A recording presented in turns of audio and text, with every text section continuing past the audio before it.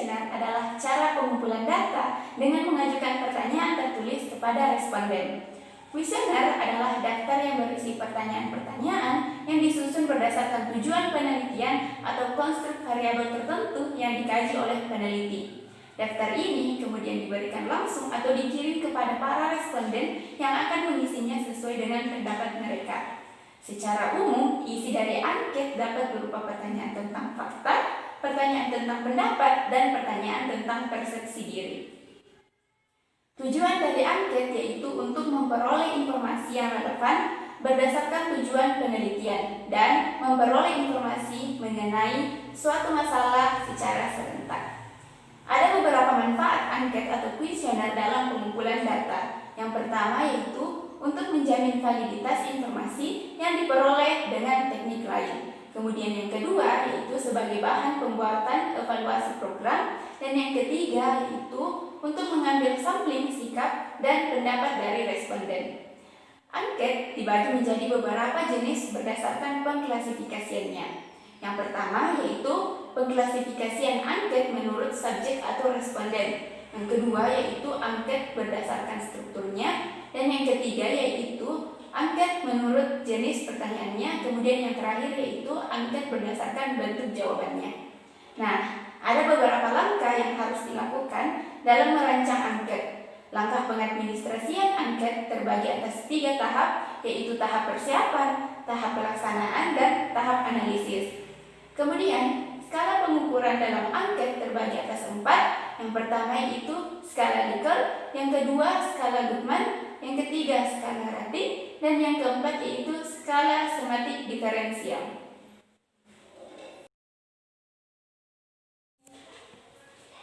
Kemudian yang selanjutnya yaitu wawancara. Wawancara atau interview adalah suatu percakapan antara 2 orang atau lebih dan berlangsung antara narasumber dan pewawancara dengan tujuan tertentu, dengan pedoman, dan bisa dilakukan secara bertatap muka maupun melalui alat komunikasi tertentu. Tujuan wawancara secara umum adalah untuk memperoleh informasi yang akurat dari narasumber dengan menyampaikan beberapa pertanyaan tertentu kepada narasumber. Ada beberapa jenis wawancara. Di antaranya yaitu yang pertama wawancara terstruktur, yang kedua wawancara tidak terstruktur, yang ketiga yaitu wawancara kelompok, dan yang keempat yaitu wawancara semi terstruktur. Nah, agar proses wawancara berlangsung dengan baik, maka pewawancara hendaknya memperhatikan teknik dan tahapan dalam melakukan wawancara. Ada beberapa hal yang harus diperhatikan dalam teknik wawancara, yaitu penampilan, cara bertanya, dan cara mencatat. Kemudian syarat-syarat wawancara yaitu valid, relevan, tidak mengandung bias, dan komunikatif.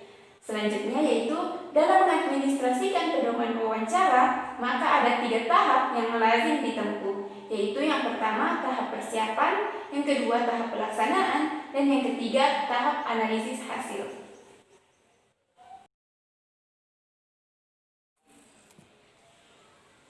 Observasi merupakan metode pengumpulan data melalui mengamati perilaku dalam situasi tertentu.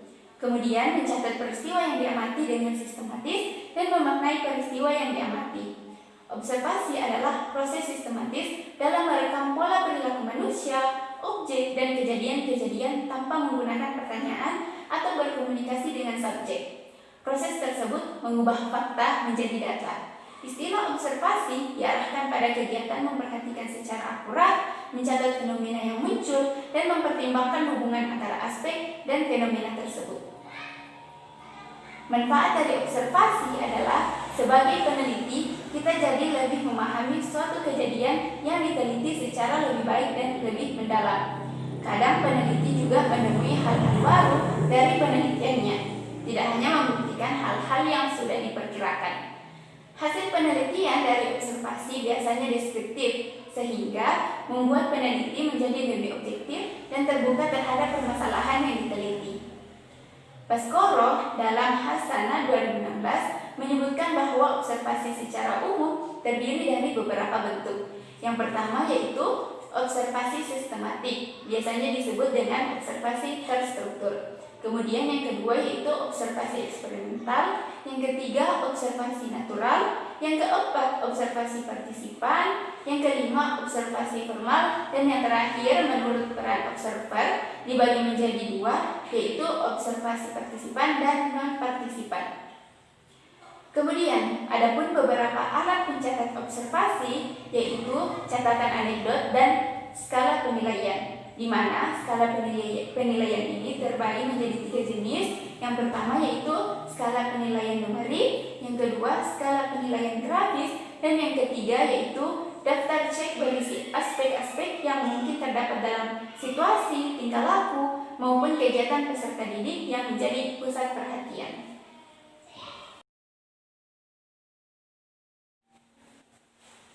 Kemudian yang selanjutnya yaitu sosiometri. Sosiometri adalah metode pengumpulan data tentang pola dan struktur hubungan antara individu-individu dalam suatu kelompok.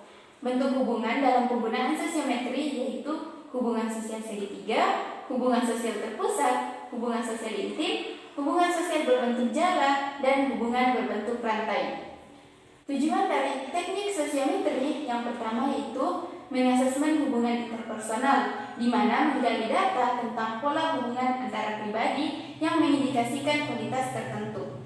Kemudian, yang kedua yaitu mendeteksi perilaku sosial yang inkongruen, sehingga kesehatan mental individu dapat diidentifikasi, termasuk dapat pula dipakai sebagai salah satu sumber diagnosa kesulitan belajar dan berbagai macam persoalan lain. Adapun jenis-jenis angket sosiometri yaitu yang pertama nominatif, yang kedua yaitu skala bertingkat, dan yang ketiga yaitu siapa dia. Dalam sosiometri terdapat dua jenis pengukuran, yaitu yang pertama kriteria khusus, di mana mengukur sikap dan perasaan terhadap anggota lain dalam kelompok dalam situasi tertentu. Kemudian yang kedua yaitu kuesioner, yaitu mengukur sikap dan perasaan terhadap anggota lain tetapi bukan dalam situasi khusus.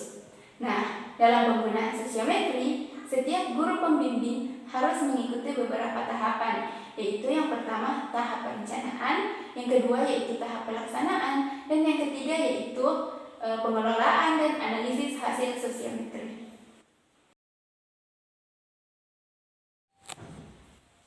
Instrumen biografis. Metode biografis merupakan cara memahami individu dengan mempelajari ungkapan pikiran dan perasaan individu terhadap dirinya sendiri dan lingkungannya melalui catatan yang ditulis sendiri atau ditulis oleh orang lain. Secara etimologis, metode biografis adalah metode yang menggunakan bahan-bahan yang berwujud tulisan mengenai kehidupan individu yang dipahami, baik tulisan itu dibuat oleh individu yang bersangkutan maupun ditulis oleh orang lain. Biografi adalah tulisan mengenai seluk-beluk kehidupan seseorang yang ditulis oleh orang lain. Biografi berisi gambaran tentang kejadian-kejadian penting yang dialami oleh individu dalam kehidupannya, yang mempengaruhi perkembangan dan pembentukan pribadi orang tersebut. Nah, dari beberapa pengertian dapat disimpulkan bahwa biografis adalah alat pengumpul data yang dapat digunakan untuk mengetahui tentang kehidupan seseorang lewat tulisan yang ditulis oleh orang lain. Menurut Eko 2011 mengatakan bahwa tujuan biografis adalah agar konselor dapat memahami keadaan peserta didik yang berhubungan dengan minat, cita-cita, riwayat penyakit, dan pengalaman hidup. Juga mengungkap suatu kisah atau keterangan hidup peserta didik yang bersumber dari kisah nyata. Ada beberapa jenis instrumen metode biografis. Yang pertama yaitu biografi. Biografi adalah tulisan mengenai seluk-beluk kehidupan seseorang yang ditulis oleh orang lain. Kemudian yang kedua yaitu autobiografi. Autobiografi adalah tulisan mengenai gambaran tentang kejadian-kejadian yang dialami oleh seseorang dalam hidupnya yang mempengaruhi perkembangan dan pembentukan pribadinya yang ditulis oleh individu itu sendiri. Kemudian yang ketiga yaitu buku harian. Buku harian ditulis oleh seseorang, biasanya berisikan hal-hal yang bersifat pribadi dan dianggap sangat rahasia oleh yang bersangkutan. Kemudian yang keempat yaitu kenang-kenangan masa muda. Kalau buku harian kebanyakan dibuat oleh anak-anak pada masa remaja, maka kenang-kenangan masa muda kebanyakan dibuat oleh mereka yang telah melewati masa setengah umur. Kemudian yang selanjutnya yaitu tahap analisis biografis. Nah, tahap analisis biografis yaitu yang pertama merangkum semua kejadian yang dianggap penting, kemudian yang kedua mengelompokkan antara pengalaman yang menyenangkan dan yang kurang menyenangkan, kemudian yang ketiga yaitu memisahkan data yang berkenaan dengan aspek pikiran, perasaan, perilaku atau sikap, dan hal lain yang ingin diketahui. Kemudian yang keempat yaitu menghitung selisih antara aspek positif dan negatif secara menyeluruh.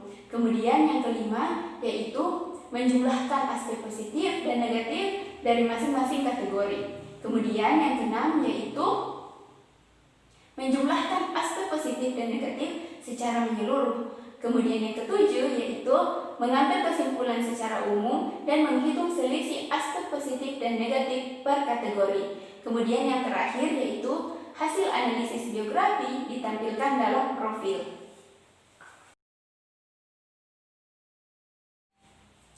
Kemudian pembahasan yang terakhir yaitu inventory. Inventory merupakan salah satu instrumen yang penting dalam memahami individu dalam upaya pengembangan potensi dan penyelesaian masalah-masalah yang dihadapi.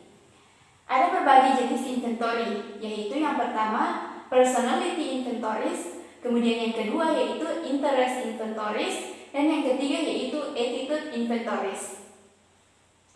Inventory yang saat ini digunakan dalam pelayanan BK adalah alat ungkap masalah inventory tugas perkembangan atau yang sering dikenal dengan ITP.